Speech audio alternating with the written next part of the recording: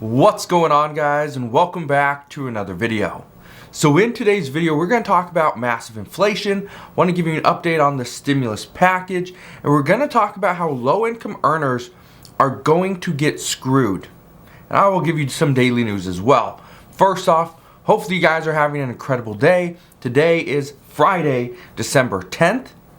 We did have the CPI data come out this morning. I will address that. Yes, I still have a little bit of I think I'm coming down with a cold now that I have probably slept maybe 13 hours in the past 3 days. So, but I promise I will give you this update. Want to make sure that you guys are staying up to date on what is actually going on right now. So here's what I can tell you. First, inflation came in at 0.8% month over month, or 6.8% annualized. Now, used cars and trucks, housing, airline fares, even household furnishings, they all increased. New vehicles are up 1.1% month over month. Used cars were up 2.5% month over month. Here's some other month over month changes. Food was up 0.8%. Food at employee sites and schools was actually down 5.5%. Shelter is up 0.5% month over month, but that's 6% yearly. Now, I'm going to address this in a minute, but according to experts, this is most likely going to increase, and it could increase, exponentially. So I will address that in just a minute. Gas prices were up 6.1%. Energy is up 3.5%, and I know a lot of you guys have been talking about how gas prices, even though they're coming down, they're still fairly elevated, and they're hurting many people. Energy, right? We try to heat our homes. It's costing more and more in order to do so. I filled up a propane tank just the other day for a gas fireplace. Well, it ended up costing a little over $400 to fill it up. That was quite a bit more than I was expecting, but it is what it is. Lodging away from home is up 2.9%. Again, that's month over month. Airline fares are up 4.7%. And we kind of expect this. Airline fares are going up as gas prices go up. Some people were traveling, right? So it makes sense. But here's something else. Public transportation was up 3%. Now, we know based off of studies and facts that public transportation as a whole has actually declined. Due to COVID, many people do not take public transportation. They don't want to get on the bus. Okay, they don't want to take go in a taxi or in Uber if they don't have to. And so that's a big issue. In order to combat the decrease in the amount of people that are taking public transportation, they have to increase the price. Well, that means it costs more. So, here's what I can tell you. Based off of these numbers, the reports that are coming in, they are predicting, or at least right now, it's predicting that, and this is what we can expect. Moving forward, we are going to see a shift, okay? When we see this shift, the shift is going to come with rents. And here's what I can tell you. Rents will most likely get more expensive simply because we are going to see that leases are going to be up. So rents will get more expensive moving forward. Used cars and trucks will most likely flatten out. Now, here's the reason why. Due to the leases being up, when a lease is up, the landlord has the opportunity to increase rents, and in most cases, they will do that. So, if you are currently renting, you are locked into a lease, let's say for the next 2 months, 6 months, year, whatever it is. Just expect when your lease is up, chances are you're going to see a slight increase. It may be very small. Maybe you're currently paying $1,000 and your rent goes up $25. It could happen. We could also see, if you're paying $1,000, right? We could see rents go up $50 to $100. So 5 to 10%. Expect that. Okay? This is not going to be something new. This is something that many say that we have been experiencing over the past 6 months to even a year. That when rents are coming due, or the leases are coming due, rents will go up. So, just anticipate this. Now, why does all this matter? How does this really impact us moving forward? Yes, our wallets are not as big. We don't have as much money as in the bank. But what can we do? Well, here's what I can tell you. What this means for the upcoming $1.75 trillion human infrastructure bill. First, this just proves that inflation is a serious threat to lower income households. Second, the White House tried to get in front of this and address that yes, we are going to see increased inflation, and it was going to make President Biden look like he knew it was coming. But it actually hurt the chances of seeing the human infrastructure bill pass in 2021. Because now it seems like President Biden knew we were going to see inflation.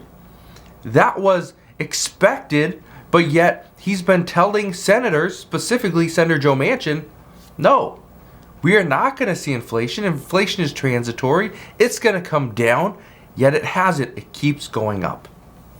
So what can I tell you? Here's what we know. The Build Back Better Act is supposed to help out lower income and middle income households.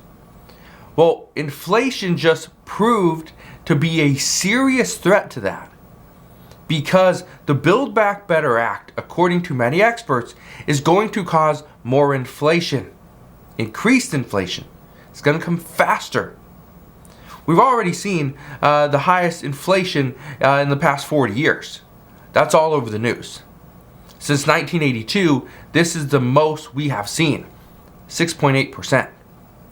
Now, here's what I can tell you. In the Build Back Better Act, there's multiple different provisions to help out lower income households, middle income households. The majority of the benefits come from childcare. They're going to help out families. But there's an issue here. What if you do not have children? Who does it benefit then?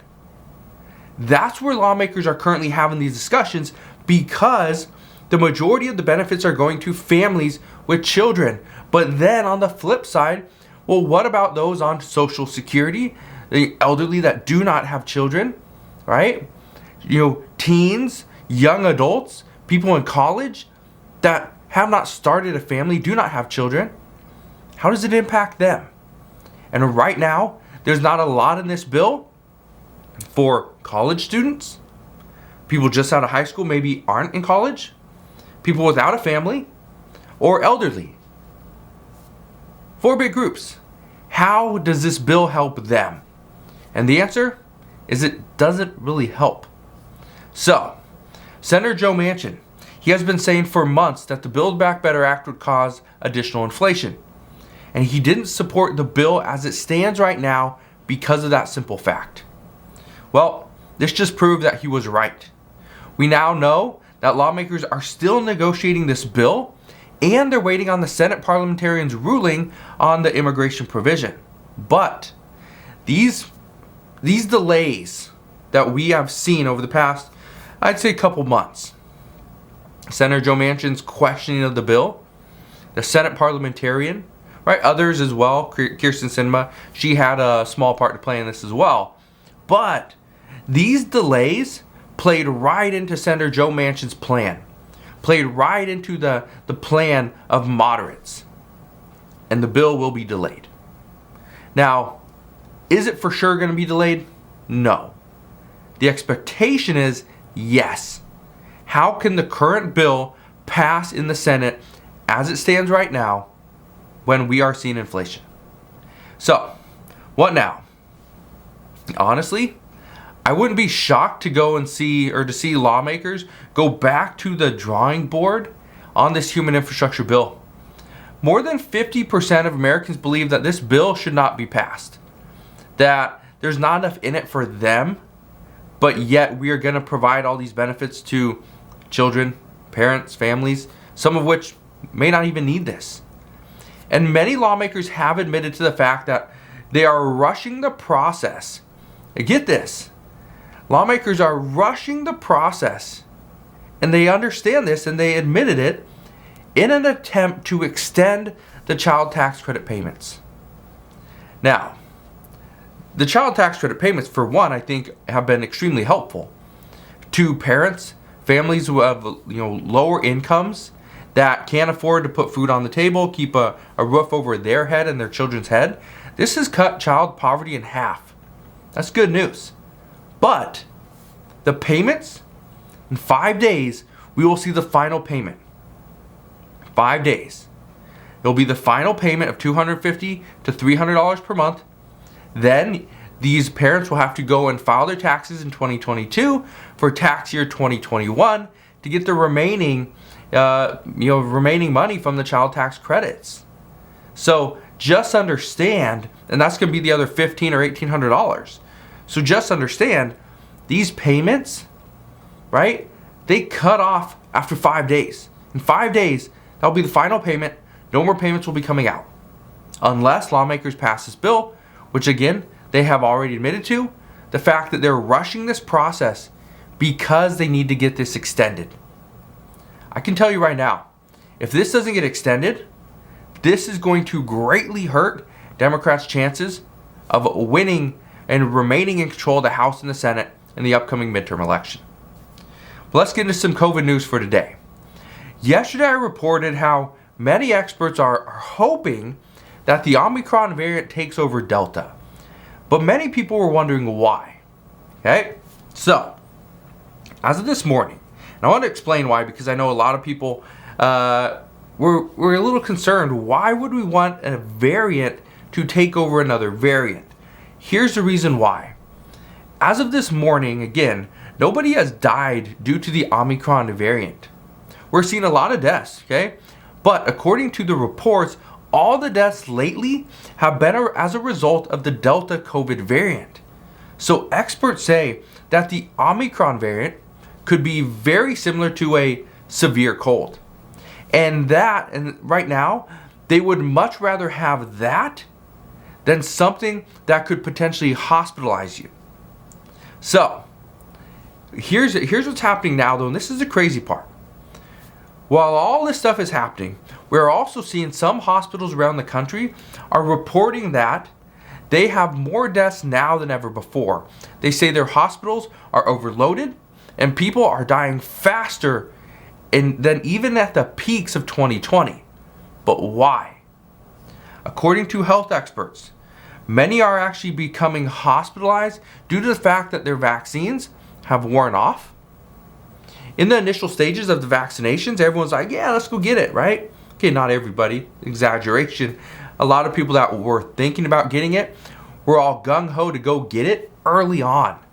But then when it came to the booster shot, it's like, well, do I really need it? Things are getting better, right? So that is one theory that experts have, that the vaccines that people received, months ago have worn off. The efficacy rate has dropped. They've also potentially not even received a vaccine, or, and here's a big one, they've stopped wearing their mask. Now, a lot of people contract the virus through travel, and that is where the majority of people tend to take their mask off. Not on the airplane, some do, and you see clips and TikToks on that, people getting taped and thrown off the airplanes. I've seen them before. But people take their masks off when they're in another country, right? They go to a different state, they're enjoying the sun, right? Spending time at the beach, in the pool, right? Going on vacation, doing whatever they do. And according to many reports, this is where the majority of people contract the virus.